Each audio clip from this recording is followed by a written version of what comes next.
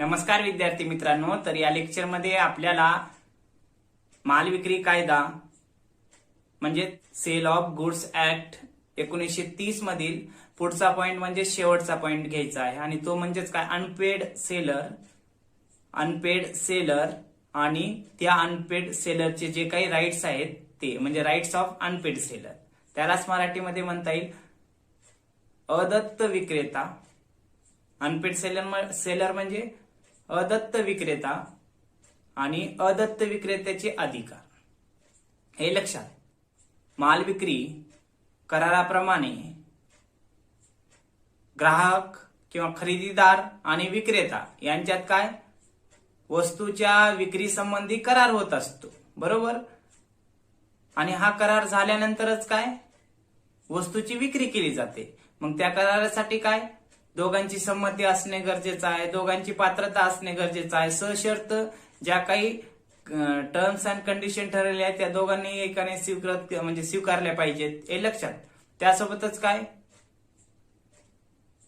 जो कोणी खरेदीदार आहे त्याने वस्तू घेतल्यानंतर त्या वस्तूचे पैसे संबंधित विक्रेत्याला देणे हे करारानुसार महत्वाचे असते. तसंच विक्रेत्याने सुद्धा काय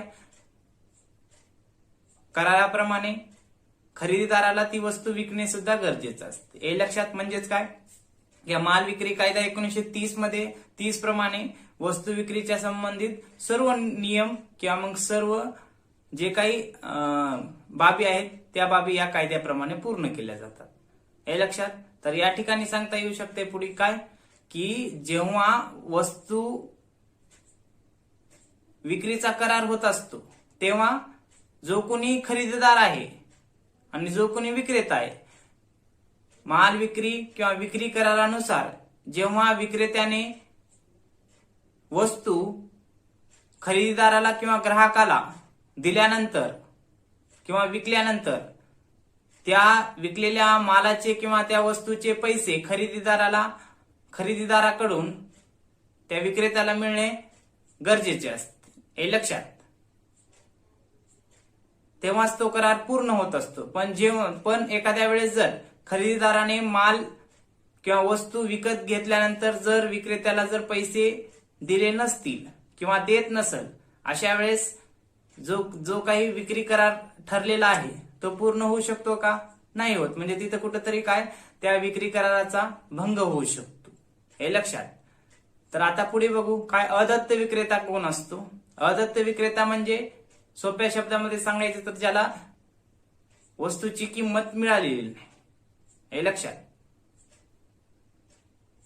वस्तूची किंमत मिळालेली नाही म्हणजे कराराप्रमाणे विक्रेत्याने आपली वस्तू ग्राहकाला किंवा खरेदीदाराला दिली, मात्र खरेदीदाराने ती वस्तू घेतल्यानंतर त्या वस्तूचे पैसे त्या विक्रेत्याला दिले नाहीत,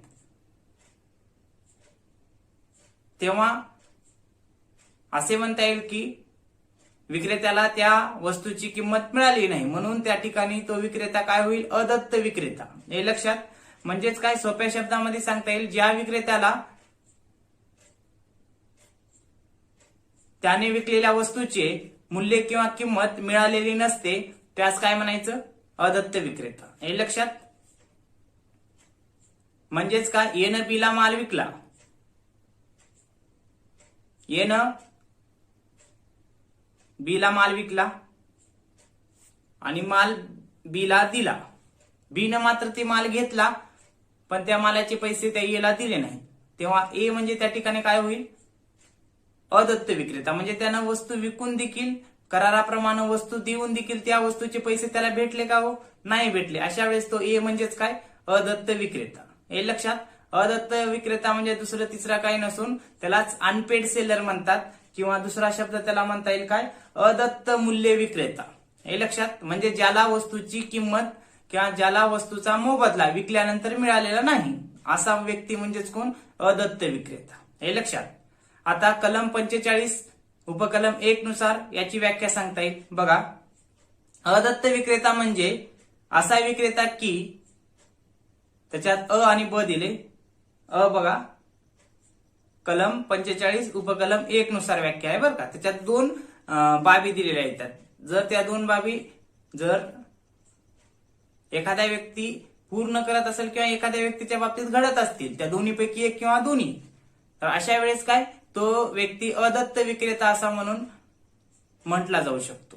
बघा मग पहिला ज्याला त्याने विकलेल्या वस्तूची संपूर्ण किंमत किंवा मूल्य मिळालेले नसते किंवा मिळालेले नाही. हे लक्षात, पहिलं काय सांगितले, ज्याला त्याने विकलेल्या वस्तूची किंमत किंवा मूल्य मिळालेले नाही किंवा मिळालेले नसते असा व्यक्ती म्हणजे अदत्त विक्रेता. आणि दुसरी बघा बाब, वस्तूची किंमत देण्यासाठी, काय, वस्तूची किंमत देण्यासाठी ग्राहकाने विक्रेत्याला धनादेश, हुंडी म्हणजे थोडक्यात चलनक्षम दस्तऐवज दिला. हे लक्षात, व त्या दस्तऐवजाचे पैसे मिळाले तरच वस्तूची किंमत मिळाली असे मानले जाईल. या अटीवर सशर्त मूल्यशोधन विक्रेत्याने तो दस्तऐवज स्वीकारला असेल आणि त्याचे अनादरण झाले असेल तर असा विक्रेता म्हणजेच काय, अदत्त विक्रेता. बघा ब मध्ये काय सांगतंय की अदत्त विक्रेता म्हणजे जेव्हा खरेदीदाराने किंवा ग्राहकाने वस्तू खरेदी केल्यानंतर त्या वस्तूच्या बदल्यात चलनक्षम दस्तऐवज मग कोणता का असणार, कोणता, धनादेश असेल, हुंडी असेल, असं तो दिला. आणि विक्रेत्याने सुद्धा तो घेतला. आणि तो कोणत्या अटीवर घेतला की त्याचे मूल्य, त्या दस्तऐवजाचे मूल्य शोधन होईल म्हणून घेतला, सशर्त अटीसह मूल्य शोधनावर. त्याचे मूल्य शोधन होईल म्हणून तो घेतला. नंतर ते जे काही दस्तऐवज आहे त्या दस्तऐवजाची जर किंमत मिळाली तर तो झाला विक्रेता. पण समजा त्या दस्तऐवजाची किंमत मिळण्याच्या अगोदरच तो दस्तऐवज झाला अनादरण किंवा डिसऑनर. हे लक्षात, म्हणजे तो बँकेत समजा धनादेश आहे, चेक आहे, बँकेत गेला आणि वटवला पण डिसऑनर झाला, त्या धनादेशाचं किंवा मग त्या हुंडीचं काय, अनादरण झालं. म्हणजे ते चेक किंवा बिल आपण बँकेकडे दिलो आणि ते काय, डिस्काउंटेड करण्यासाठी, पण ते डिस्काउंटेड करण्या अगोदरच काय झालं, अनादरण झालं, डिसऑनर झालं. हे लक्षात, काही कारणास्तव. आणि मग डिसऑनर झाल्यामुळं किंवा अनादरण झाल्यामुळं त्या दस्तऐवजाचे, विकलेल्या वस्तूची किंमत जी काही दस्तऐवजामध्ये होती ते दस्तऐवज डिसऑनर, अनादरण झालं त्या दस्तऐवजाचं, तेव्हा पैसे मिळालेत का विक्रेत्याला, नाही मिळणार. मग अशा वेळेस तो विक्रेता म्हणजेच काय, या ठिकाणी अदत्त विक्रेता. आता बघा, अदत्त विक्रेता म्हणजे असा व्यक्ती की ज्याला वस्तूची किंमत मिळालेली नाही. आणि दुसरं ब सांगितले काय की खरेदीदाराने माल खरेदी केल्यानंतर एक डॉक्युमेंट दिलं, दस्तऐवज दिलं, दस्तऐवज विक्रेत्याने हे घेतलं पैसे मिळतील म्हणून, पण ते दस्तऐवज काय, डिसऑनर झालं, वटवण्याच्या अगोदरच काय, वटवला तो, वटवण्यासाठी बँकेकडे गेलं आणि बँकेनं काय म्हटले की बाबा ह्याचं अनादरण झाले किंवा डिसऑनर झाले, त्याचे पैसे ज्याला मिळाले नाहीत तो म्हणजे काय, अदत्त विक्रेता. हे लक्षात. त्यानंतर पुढे सांगता येईल बघा काय, तर बघा ज्या काही व्याख्या सांगितलेल्या आहेत, कोणती व्याख्या सांगितलेली आहे की अ आणि ब, जे काही कलम माल विक्री कायदा कलम 45 उपकलम 1 नुसार अ आणि ब आपण ज्या दोन बाबी पाहिलो त्याच्यामध्ये व्याख्येमध्ये, ज्याला पैसे मिळाले नाहीत पण ज्याला दस्तऐवज मिळाला पण त्या दस्तऐवजामार्फत रक्कम मिळाली नाही, ते दस्तऐवजच काय, डिसऑनर झाला, असा व्यक्ती म्हणजे अदत्त विक्रेता. हे लक्षात. आता या व्याख्येवरून काय, अदत्त विक्रेता कोण असू शकतो, तर बघा अदत्त विक्रेता म्हणजे जो प्रत्यक्ष विक्री करतो किंवा प्रत्यक्ष विक्रेता असू शकतो अदत्त विक्रेत्यामध्ये, किंवा त्याचा अभिकर्ता असू शकतो. हे लक्षात. किंवा परेक्षक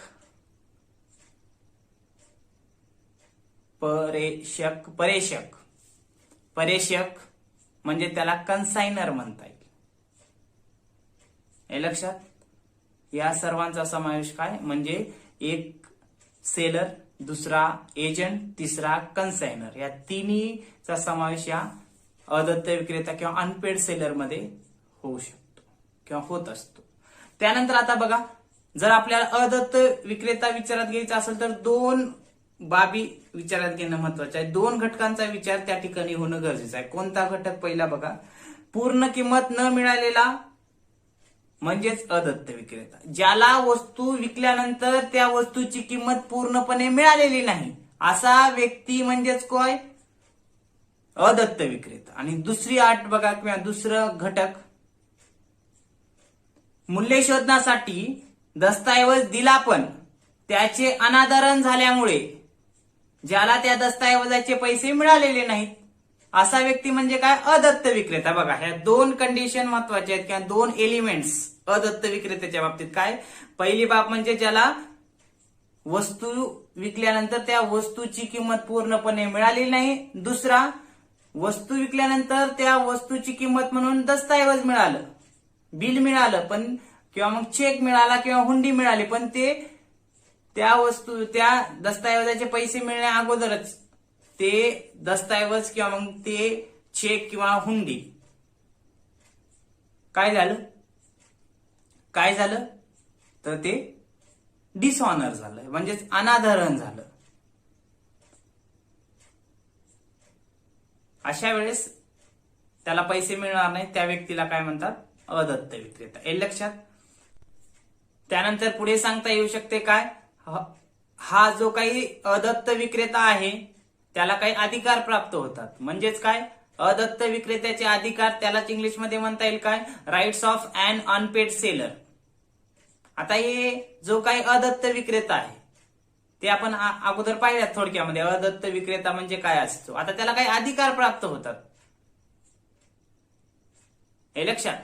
म्हणजेच माल विक्री कायदा 1930 प्रमाणे जेव्हा विक्रेता ग्राहकाला वस्तू विकल्यानंतर ग्राहकाकडून त्या वस्तूची किंमत जर त्या विक्रेत्याला मिळत नसेल तर अशा वेळेस त्याला काही अधिकार प्राप्त होतात. आता ते कोणते अधिकार? तर अधिकार दोन सांगता येतील. पहिला आहे ग्राहकाला किंवा खरेदीदाराला विकलेल्या वस्तू संबंधित अधिकार. त्याच्यामध्ये 3 अधिकार सांगता येऊ शकतात, उप अधिकार. पहिला अधिकार म्हणजे ग्राहक, ऐका आधी नीट समजून घ्या. मुख्य 2 अधिकार. पहिला अधिकार म्हणजेच काय? ग्राहकाला किंवा खरेदीदाराला विकलेल्या वस्तू संबंधित अधिकार. त्याच्यामध्ये 3 अधिकार प्राप्त होतात. त्यामधील पहिला अधिकार म्हणजे वस्तूचा ताबे हक्क किंवा त्याला दुसरं नाव आहे काय? वस्तूचा ग्रहणाधिकार. त्यालाच आणखीन एक शब्द आहे काय? निरोधनाचा अधिकार. आता त्यामध्ये दुसरा अधिकार बघा. आता त्यानंतर कोणता दुसरा अधिकार? वस्तू मार्गात अडवण्याचा अधिकार. त्यानंतर तिसरा अधिकार बघा, वस्तूची पुनर्विक्री करण्याचा अधिकार. हे लक्षात. म्हणजे जो काही पहिला अधिकार मी सांगितला कोणता? मुख्य 2 मधला पहिला एक तो म्हणजेच ग्राहकाला किंवा खरेदीदाराला विकलेल्या वस्तू संबंधित अधिकार. त्याच्यामध्ये 3 सांगितले. त्यामध्ये पहिला कोणता आहे की वस्तूचा ताबे हक्क किंवा त्याला शब्द दुसरा मी सांगितला वस्तूचा ग्रहणाधिकार किंवा त्याला आणखीन एक शब्द आहे काय? निरोधनाचा अधिकार. त्यानंतर दुसरा अधिकार सांगितला मी काय? वस्तू मार्गात अडवण्याचा किंवा वस्तू प्रवासात अडवण्याचा. तिसरा अधिकार सांगितला मी काय? की वस्तूची पुनर्विक्री करण्याचा. हे पहिल्या अधिकारामध्ये हे 3 अधिकार उप अधिकार सांगता येतील. आता दुसरं मुख्य अधिकार म्हणजे ग्राहकाविरुद्ध व्यक्तिशः अधिकार. हे लक्षात. ग्राहकाविरुद्ध व्यक्तिशः अधिकार म्हणजे ग्राहकाच्या विरोधात त्यांना जर पैसे दिले नाही तर असा अधिकार. हा एक दुसरा अधिकार सांगता येऊ शकतो. तर आपण पहिला अधिकार बघू. कोणता? जो मुख्य मी सांगितला कोणता? की खरेदीदाराला किंवा ग्राहकाला विकलेल्या वस्तू संबंधित अधिकार. जेव्हा विक्रेता खरेदीदाराला किंवा ग्राहकाला आपली वस्तू विकतो तेव्हा त्या वस्तूची जर किंमत मिळत नसत अशा वेळेस त्याला काही अधिकार प्राप्त होतात. त्यामध्ये पहिला अधिकार सांगता येऊ शकते कोणता? निरोधनाचा अधिकार किंवा वस्तूचा ताबे हक्क किंवा वस्तूचा ग्रहणाधिकार. त्यामध्ये सांगता येऊ शकते काय, हा प्राथमिक स्वरूपाचा अधिकार या अनपेड सेलरला किंवा अदत्त विक्रेत्याला प्राप्त होतो. म्हणजेच काय, जेव्हा वस्तू विक्रेता ग्राहकाला विकतो, विकल्यानंतर जर ग्राहक त्याचे पैसे जर मिळत नसेल तर त्याला हा पहिला किंवा मुख्य किंवा प्राथमिक अधिकार प्राप्त होतो. तो म्हणजेच काय, वस्तू ग्रहणाधिकार म्हणजे वस्तू ताब्यात ठेवण्याचा अधिकार, ताबे हक्क. हे लक्षात. आता दोघांमध्ये जे काही विक्री करारानुसार ठरले असेल काय, जेव्हा ग्राहक त्या वस्तूची पूर्ण किंमत विक्रेत्याला दिल्यानंतरच विक्रेता त्या ग्राहकाला ती वस्तू देईल, असं जर ठरलं असेल तर जोपर्यंत खरेदीदार किंवा ग्राहक त्या वस्तूची किंमत विक्रेत्याला देणार नाही तोपर्यंत तो काय, विक्रेता त्या वस्तूचा ताबा ग्राहकाला देणार नाही, म्हणजे ती वस्तू आपल्या जवळच ठेवून घेईल. हे लक्षात. त्यासोबतच पुढे सांगता येईल, या अधिकाराचा जर वापर करायचा असेल अदत्त विक्रेत्याला तर ती वस्तू त्याच्या ताब्यातच असणं गरजेचं आहे. हे लक्षात. तरच त्याला तो अधिकार गाजवता येतो.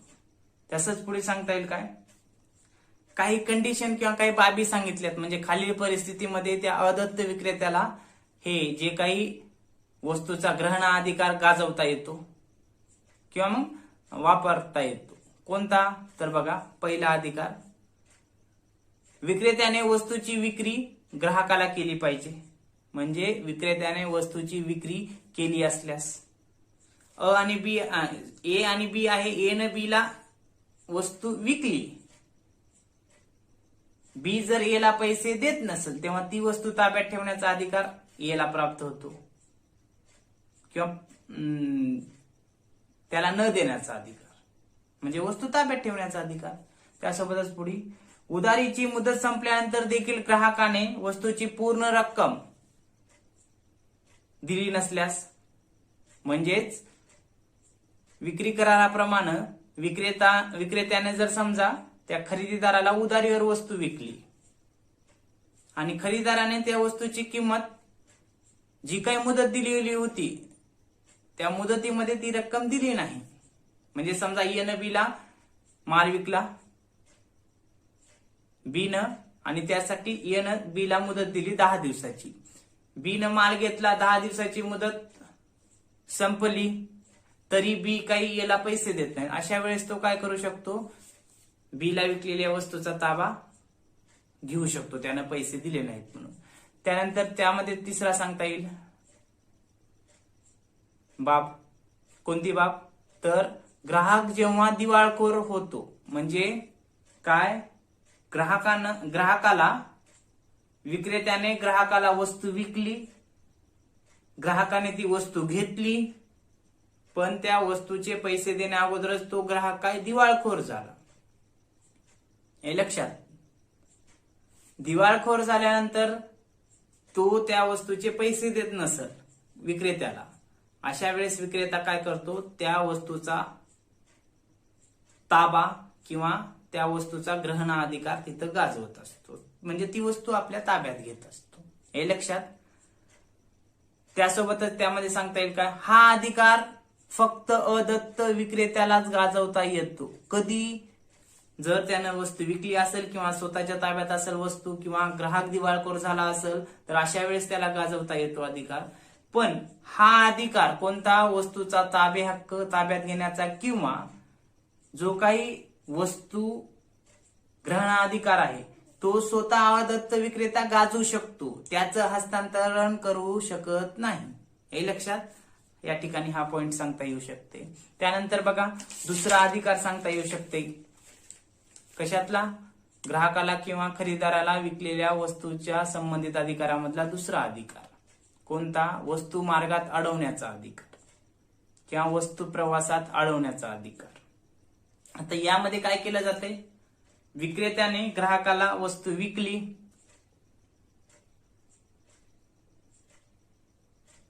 हे लक्षात, वस्तू विकली, वस्तू विकल्यानंतर ती वस्तू ग्राहकाच्या दिशेने पाठवली, म्हणजे ती टेम्पोनं असेल किंवा मग ट्रकनं वगैरे म्हणजे कॅरेज गुड्स कॅरियर मार्फत ती द्यायचं ठरलं. हे लक्षात. किंवा त्या ग्राहकाच्या वतीने एखादी व्यक्ती वाहक ती वस्तू घेऊन येत असेल, मग अशा वेळेस त्या विक्रेत्याने ती वस्तू त्या वाहकाच्या ताब्यात दिली. का दिली ताब्यात? की तो सप्लाय म्हणजे विक्रेता म्हणजे सप्लायर आहे, त्यानं काय केलं, माल दिलं. वाहक आहे आणि त्याला म्हटलं की हे त्या ग्राहकाला नेऊन दे.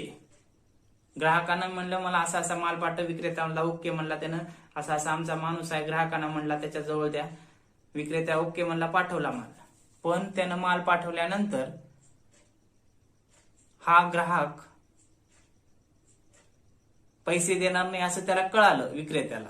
तेव्हा तो काय करू शकतो, या ग्राहकापर्यंत माल येण्याच्या अगोदरच, म्हणजे समजा मुंबईहून माल अहमदपूरला यायची, मुंबईवरून माल ट्रकच्या मार्फत अहमदपूरला येणार आहे, पण त्याला विक्रेत्याला कळालं की बाबा खरेदी म्हणजे अहमदपूरचा जो कोणी खरेदीदार आहे त्यानं त्या मुंबईच्या विक्रेत्याला सांगितलं सप्लायरला की बाबा आम्हाला माल पाठवून द्या. त्यानं ओके म्हणलं, पॅक वगैरे केला, पाठवला. पण लगेच त्याच्या लक्षात आलं की बाबा आपण एवढा माल पाठवला पण त्यानं पैसे देणार नाही, असं त्याच्या जे काही खबरी म्हणता येईल किंवा कुणामार्फत त्याला कळालं असं, किंवा तो ग्राहक दिवाळखोर झाला असेल असं कळालं त्याला माल पाठवल्यानंतर.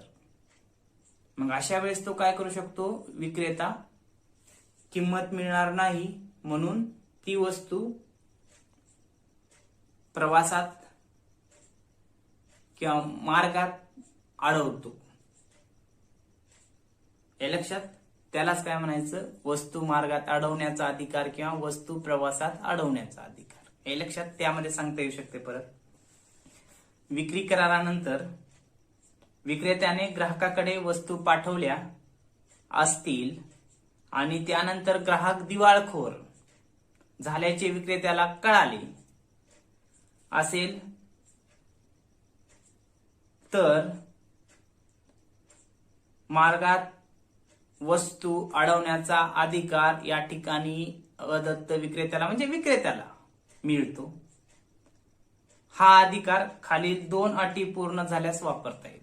काय म्हणले, आता हे जे काही वस्तू मार्गात अडवण्याचा अधिकार किंवा मग वस्तू प्रवासात अडवण्याचा अधिकार आहे, हे अधिकार 2 अटी जर पूर्ण त्या ठिकाणी होत असतील किंवा 2 गोष्टी घडत असतील तर अशा वेळेस ती वस्तू मार्गात अडवू शकतो किंवा मग वस्तू रस्त्यात किंवा वस्तू मार्गात अडवण्याचा अधिकार त्या विक्रेत्याला आहे. कोणते 2 बाबी?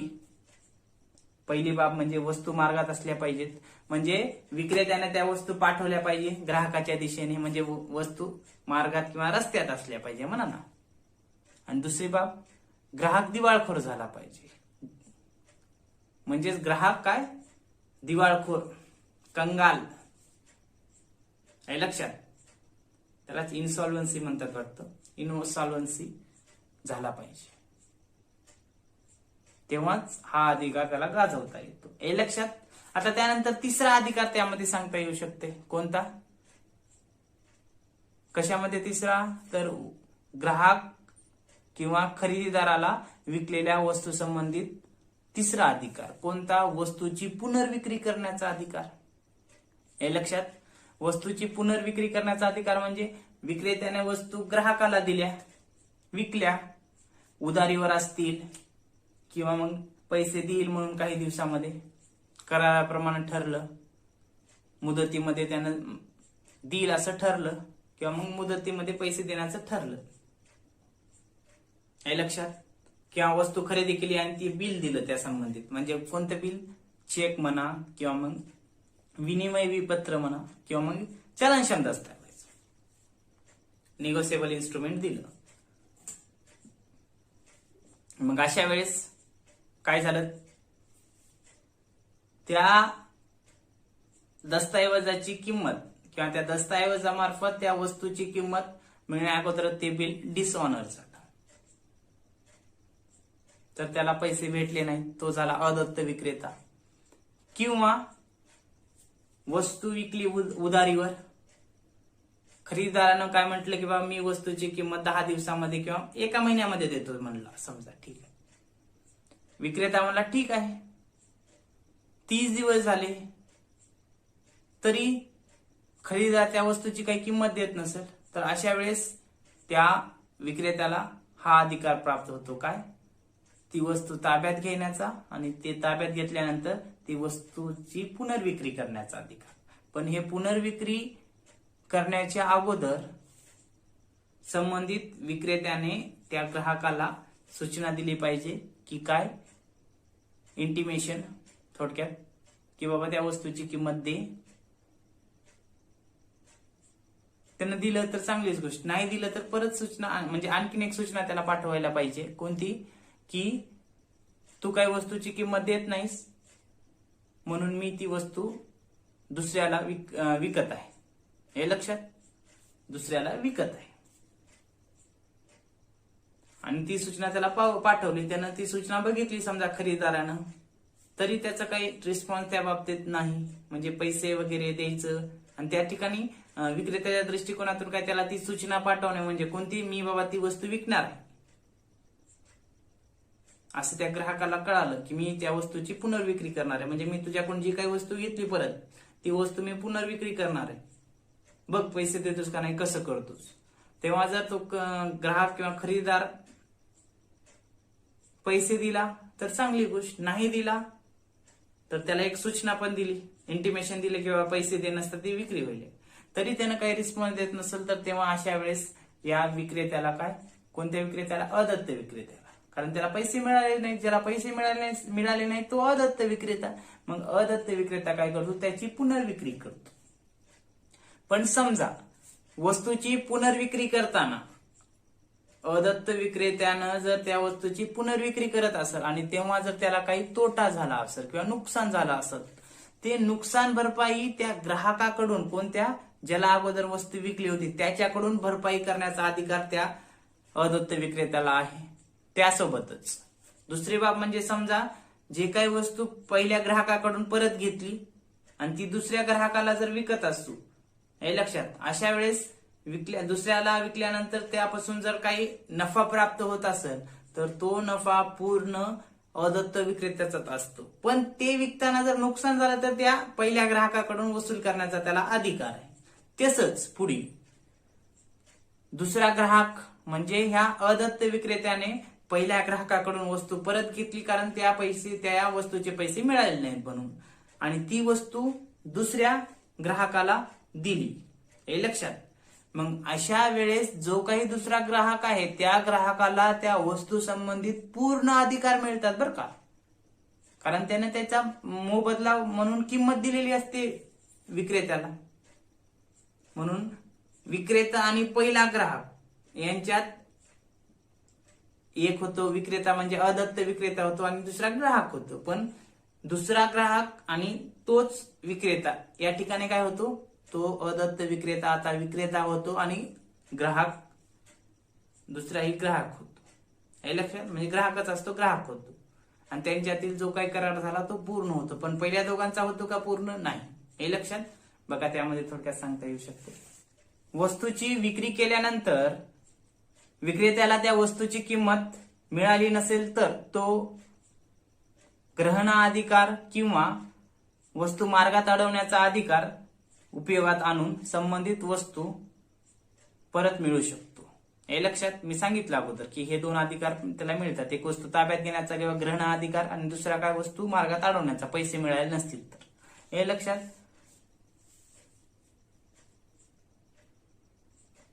या प्रकारे परत मिळवलेल्या वस्तूंची पुन्हा विक्री करण्याचा अधिकार अदत्त विक्रेत्याला असतो. कलम 56 नुसार हा अधिकार त्याला प्राप्त झालेला आहे. काय, जर समजा विकलेल्या वस्तूची किंमत मिळत नसेल तर त्या वस्तू ताब्यात घेणं किंवा परत मिळवण्याचा अधिकार आणि त्या वस्तू परत विकण्याचा अधिकार कलम 56 नुसार त्याला अदत्त विक्रेत्याला प्राप्त होतो. तसंच बघा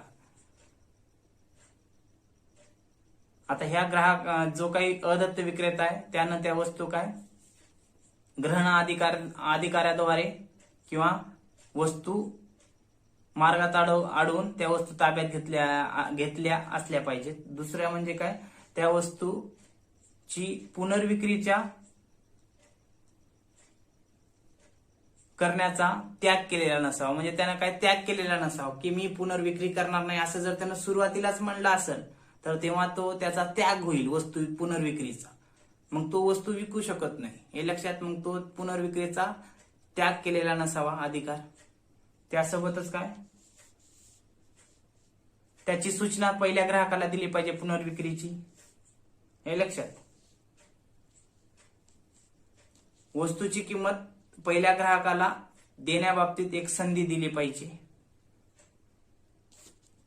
जर समजा सूचना देऊन संधी देऊन जर पैसे तो देत नसेल तर अशा वेळेस त्याला काय ती वस्तू पुनर्विक्री करण्याचा अधिकार प्राप्त होतो आणि तो काय करत असतो त्या वस्तूची पुनर्विक्री करत असतो. मग अशा पद्धतीने काय या ठिकाणी हा तिसरा अधिकार म्हणजेच काय वस्तूची पुनर्विक्री करण्याचा अधिकार त्या अदत्त विक्रेत्याला प्राप्त होतो. हे लक्षात. आता मुख्य दुसरा अधिकार बघा कोणता. पहिला अधिकार झाला कोणता ग्राहकाला किंवा खरेदीदाराला विकलेल्या वस्तू संबंधित अधिकार. त्यामध्ये तिन्ही पाहिल्या वस्तू ताब्यात घेण्याचा किंवा वस्तूचा ग्रहणाधिकार, दुसरा वस्तू मार्गात अडवण्याचा अधिकार आणि तिसरा म्हणजे काय वस्तूची पुनर्विक्री करण्याचा. आता मुख्य दोन तो म्हणजे काय ग्राहकाविरुद्ध किंवा त्या ग्राहकाच्या विरोधात व्यक्तिशः अधिकार कोणता असतो तर ते बघायचे. हा दुसरा अधिकार सांगता येऊ शकते. यामध्ये काय सांगता येऊ शकते की जेव्हा विक्रेत्याने आपली वस्तू ग्राहकाला विकल्यानंतर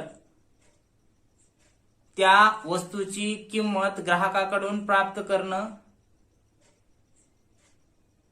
हा विक्रेत्याचा अधिकार असतो. म्हणजेच या ठिकाणी सांगता येऊ शकते काय त्या ग्राहकाने त्या वस्तूची किंमत त्या विक्रेत्याला देणं अत्यावश्यक आहे. हे लक्षात. समजा ती जर किंमत जर तो ग्राहक त्या विक्रेत्याला जर देत नसेल कोणती किंमत त्या वस्तूची किंमत खरेदी केल्यानंतर खरेदी किंमत अशा वेळेस त्याला हा अधिकार प्राप्त होत असतो. कोणता वस्तूची किंमत मिळाली नाही म्हणून ग्राहकाविरुद्ध व्यक्तिशः अधिकार. आता हा व्यक्तिशः अधिकार म्हणजे ग्राहकाला पैसे दे म्हणून वारंवार सांगून देखील तो ग्राहक विक्रेत्याला जर पैसे देत नसेल तर अशा वेळेस त्याला हा अधिकार वापरात आणून त्याच्याकडून त्या वस्तूची किंमत वसूल करता येते. आता हा अधिकार काय आहे ग्राहकाविरुद्ध म्हणजे न्यायालयामध्ये जाणं, दावा दाखल करणं म्हणजे कोर्ट कचेरी करणं आणि त्याच्याकडून पैसे मिळवणं.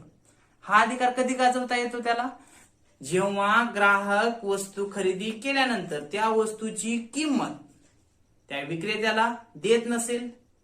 म्हणजेच काय ती किंमत देत नसेल त्या वस्तूची किंवा पैसे देण्याची टाळाटाळ करत असेल किंवा उद्या देतो परवा देतो इथंच आहे की पुरात आहे का असे जर कारण सांगत असतील आणि कारण तर अशा वेळेस काय